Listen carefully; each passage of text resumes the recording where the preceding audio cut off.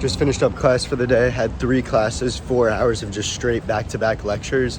I had advanced stochastic processes, financial derivatives. That one sucks. I'm so bad at that class. And then finally, the biggest thing that's helped me with staying focused during long periods of work or any type of meetings that I've had, you know, when I worked my finance internship, or just any type of deep work that requires like 100% attention, the 3 biggest things that I've noticed help me out is A, staying caffeinated. If you're constantly falling asleep, you know, that sucks and you can't pay attention like that if your eyes are constantly closing. Number 2 is always taking notes. If you can take notes on what's going on, A, your brain will remember it a lot better, and 2, you're always just going to pay more attention because you're trying to keep up with what's going on. And 3 is anytime, if you predefine what your distractions are going to be, like your phone or just things that you know you have going on in your life that you're going to be thinking about, if you can predefine those, and then anytime something like that comes into your mind or you want to go grab your phone, you just tell yourself 5 more minutes. I'm going to pay attention for 5 more minutes. And then you go through that 5 minutes and then you tell yourself again, I'm going to do 5 more minutes. I'm going to do 5 more minutes. That is what is really going to help you stay focused during long periods of work. And that's how I stay consistent, at least when I have 4 hours of classes and it, you know. But yeah, anyways, gonna go grab some Chipotle pre-workout and then go hit a fat back day. Gonna munch this up, then wait about 20-30 minutes for it to digest, go hit back, walk you guys through my entire 45-minute back workout. That way you can see how I grow my back when I don't have a lot of time. And then gonna hit the sauna steam room, do a little bit of recovery to get this cold out, and then go about the rest of my day. Yeah. I don't got no time, nah. Bad bitches is the only thing that I like. You ain't got no life, nah. Cups with the ice, and we do this every night. I ain't check the price, I got it. I made my own money, so I... All right, so now that I'm all fitted up, ready to go to the gym, just gonna make some pre-workout. For my pre, I usually take 1 scoop of pump, 1 scoop of pre. For the pump today, we're going with the Hydraulic 2 Blue Raz. And then for the pre, just gonna do Stim Daddy, 1 scoop, candy watermelon, mix that in. So you get about 200 milligrams of caffeine, 6 grams of beta alanine, and that usually gets me through. Only gonna do half a scoop of the pre-workout today because I already ripped 2 Whip energy pouches. If you wanna pick those up, code Gabe, I'll leave the link in the description. But I already ripped 2 of those when I was at class for 4 hours to help me stay focused. So I'm only gonna do about 100 milligrams, and that'll put me at about 300 milligrams for the entire day. Let's go. Say bye, Uzi. Say have a good workout. He's gonna take a nap while I go work out. Made it to the gym, about to start my back workout. I always start with a warm-up to just get the lats activated before going into any type of pulls, rows, anything like that. Always want to make sure you have proper blood flow. That way you get the most out of the exercise you're going to be doing. So to start off, I'm just going to do 3 sets of as many reps as possible on the pull-ups. If you can't do pull-ups, you can use an assisted machine. That way, you know, you can do as many as you can with the help that you need.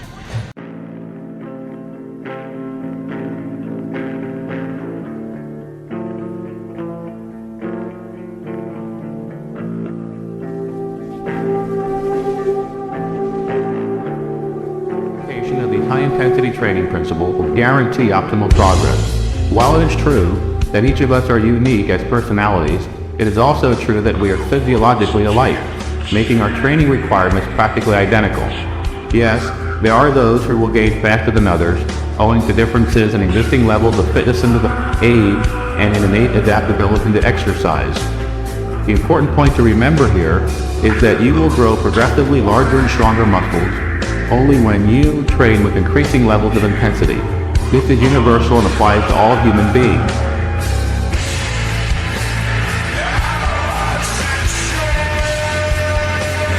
It doesn't take a fucking scientist to fucking logically understand what I'm saying. The more you put in, the more you get out. So stop fucking making excuses.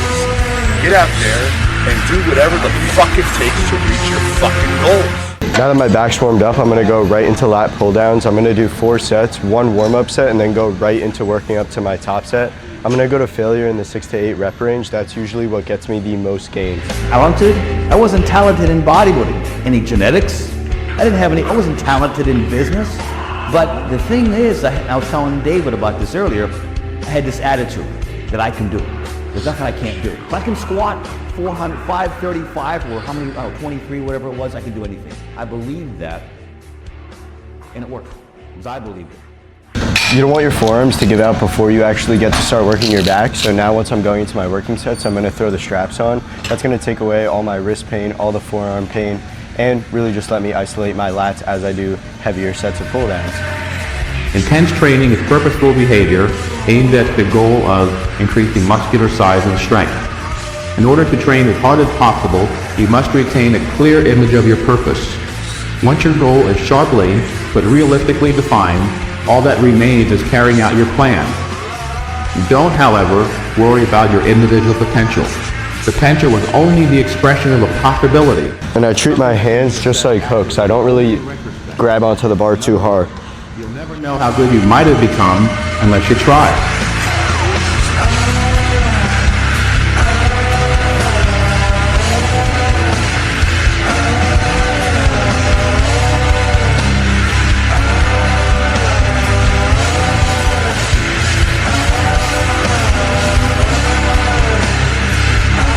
I had that gym, and that gym taught me a discipline. It taught me sacrifice, and it just taught me how to trust my decisions, And when I started trusting my decisions, I started seeing changes that I was in control of,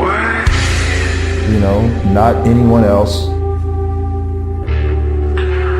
This sport is definitely challenging, and I've learned a lot.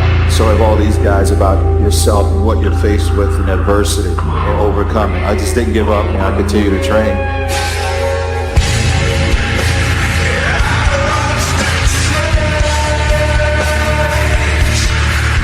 I snapped my tendon, tore my chest. You know what they said? I'll never come back. I'll never be a bodybuilder. I'll never. This happened after I got second place in the first Miss Olympia. You know what happened?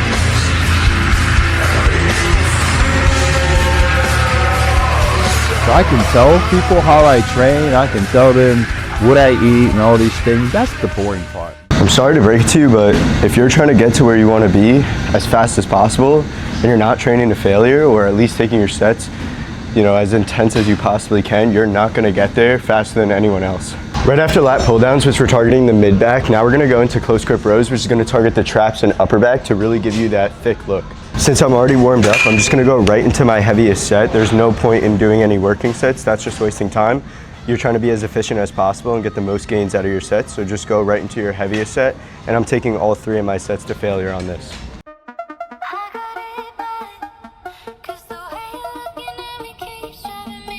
You have to achieve failure. You have to take it that far. Nobody wants to go that far. It's too scary. But you know something? I got news for you. That's where winning is. What I learned in the gym is you gotta go out there and fail. You gotta go out there and fall down. Come on! That's really what bodybuilding's all about. And what results is gonna take hard work for years. Same thing in life, it's the same thing here. If you can do this, you can do anything.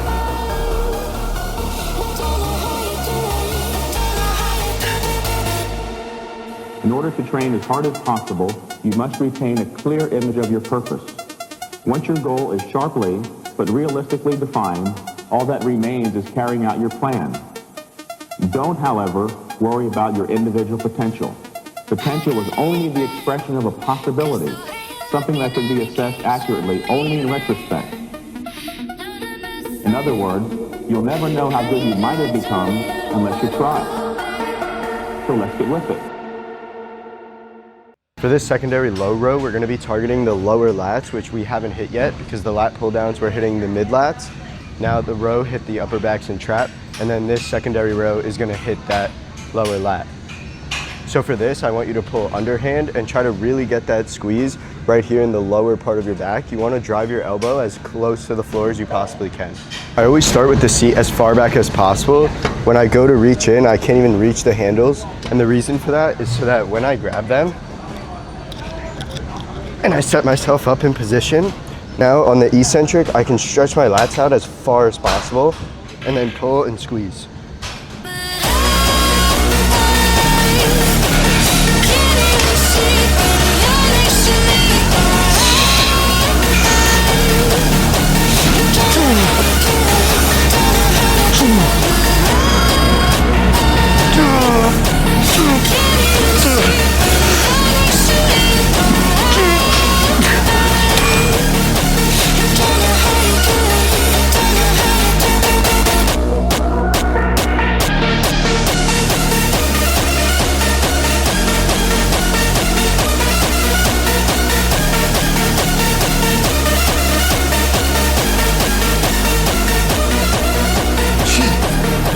Achieve failure.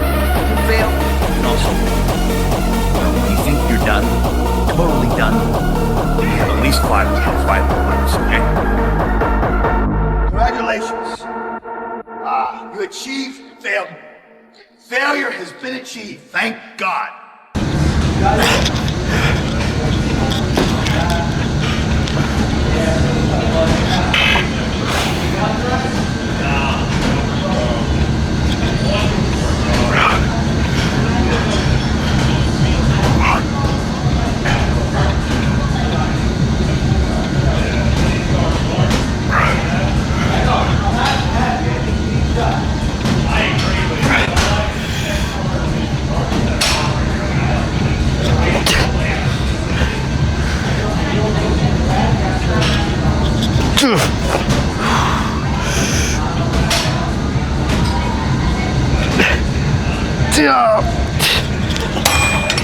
By now you hit every part of the back, but for the last exercise, grab a rope and set your cable on the highest setting.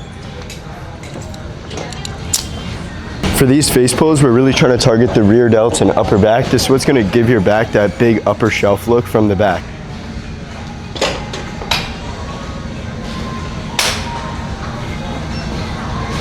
The biggest mistake I see with these is people pulling like this. You don't want to pull like that. You want to imagine you are doing that back double bicep like this. That way you can really target the traps and the rear delts. So come out. I like to put 1 foot behind me, keeps you more stable. And now, back double bicep. Keep those elbows up as high as you possibly can.